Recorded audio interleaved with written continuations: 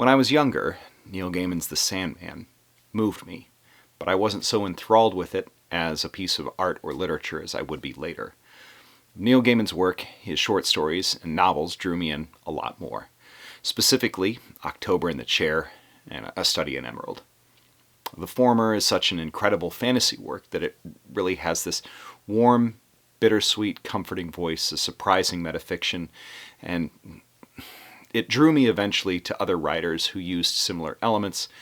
It was something that structurally and thematically I really idolized. It was a story that I look back on as formative and that I cherished.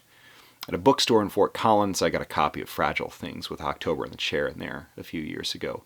And I was looking for it actually a few days ago before the story broke. And my wife said that she had actually donated it to a thrift store accidentally. It's very funny how things like that happen, because as much as I want to feel like I'm done with Neil Gaiman because of what he's done, I'm not done with and will always carry what good came of the things that he wrote and that I loved. One of the men who made me want to write was a monster. A monster made worse, possibly by other men. But that's no excuse for a monster, but I still feel personally betrayed to a degree. If the man who made me want to be a writer was also a sadistic monster that preyed on vulnerable people while presenting himself as a voice for the bereft, what does that say about me? Well, there's a lot to unpack this week. Very clear content warning, I will be talking about sexual assault in this episode heavily, although not in any graphic detail. I'm Dan Umpton, and this is the Doomcast.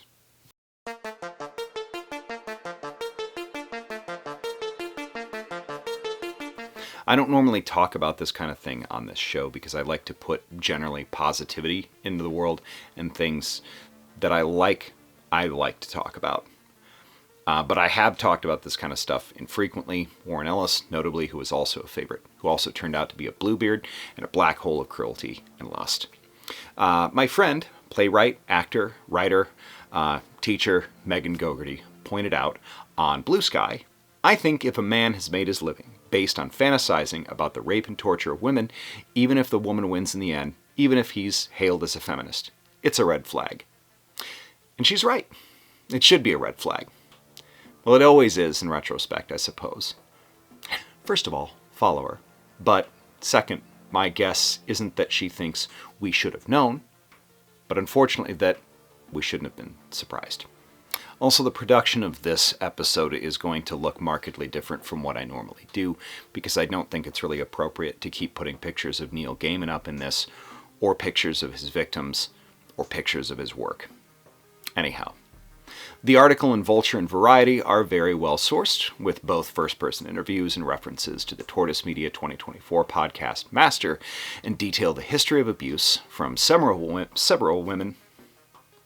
And it details the history of abuse from several women going back to as late as the 1990s to as recently as 2022, some of whom he met at horror literary conventions, other at speaking engagement or through friends, including his second wife, Amanda Palmer, who, in at least one case, a woman named Rachel, was effectively presented by her to him in a situation that Palmer clearly knew was going to circumvent Rachel's consent or comfort, and it would, and eventually did, become abusive. In the case of Scarlett Pavlovich, who was a nanny or babysitter for their youngest child, but he also had an incredibly familiar pattern of predation of the women that he victimized. He would often lure them into a situation in which they felt very comfortable and then immediately violate their consent by initiating contact or by taking the encounter, if it was already sexual and consensual, to a place that was definitely no longer consensual, often violent and aggressive, and insisted that he call them master, and enter into a dominant and submissive relationship without any of the trappings or safeguards of the BDSM community, like aftercare or safe words. He would engage in these acts, with Scarlett specifically at least, several times in front of his own youngest son, whom he shared with Palmer. He was raping women often 20 to 40 years younger than he was. Not that the age makes a difference in the gravity of what he's doing at all, but it's a notably familiar thread in his work. oddly enough, in October in the Chair, but also, of course, anybody familiar with Sandman, either the Netflix adaptation or the comic, is familiar with the Calliope story with Richard Madoc, which a writer of some success is gifted a human woman, a muse, to rape repeatedly in order to glean inspiration. A story that should have been recognized as absolutely telling on himself immediately. Moreover, his last novel, Ocean at the End of the Lane, dealt with a young boy witnessing acts of sexual violence in a fantasy context, a work that Gaiman has insisted is semi-autobiographical, except for that sexual abuse part. I think if we can't extend compassion to monsters as well, our compassion and empathy loses a lot of its meaning and value, because monsters are often victims as well. That doesn't excuse their behavior, or the weight of them, and it's really not a comfort to the victims, and it doesn't even fully explain it, because there are plenty of people who are victims who also don't become monsters. But Gaiman may well have been abused himself. Maybe by his parents, maybe by other people in the Church of Scientology, as his parents, David and Sheila, were expats in England during the 1960s, and during that time, L. Ron Hubbard moved his Scientology grift to England to avoid the law in the United States and elsewhere. And during that time, given the stories of abuse that have come out from the inception of Scientology through the history of its grift, to this day, it's not unreasonable to believe that yet another child in that cult might have witnessed or directly been victim to sexual abuse or physical abuse, and it's doubtless that he was subject to the psychological abuse that is the structure of Dianetics and its methods of purported treatment.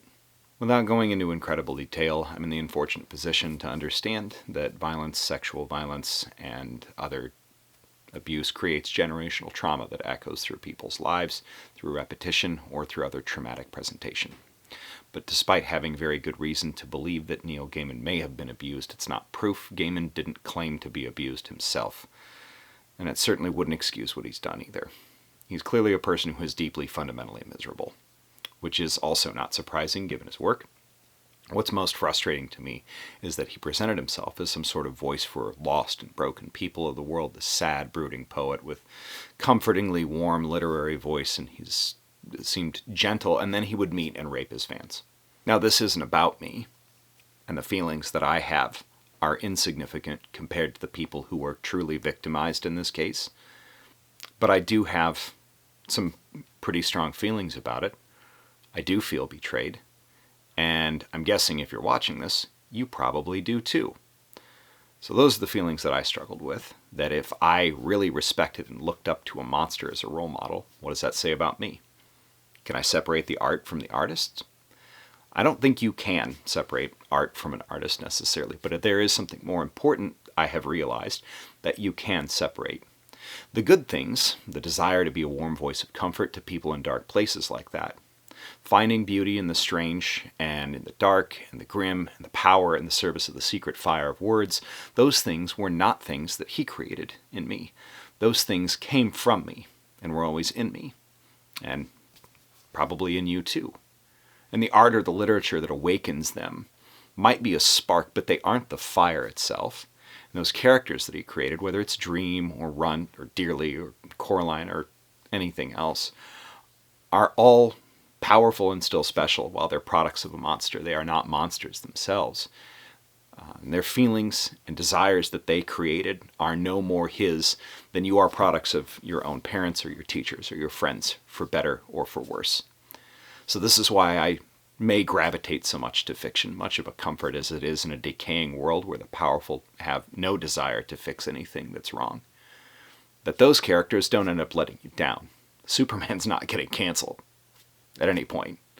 And for whatever it's worth, Grant Morrison hasn't done anything like this either, I'd like to point out. But I'm not 100% sure that they exist at all.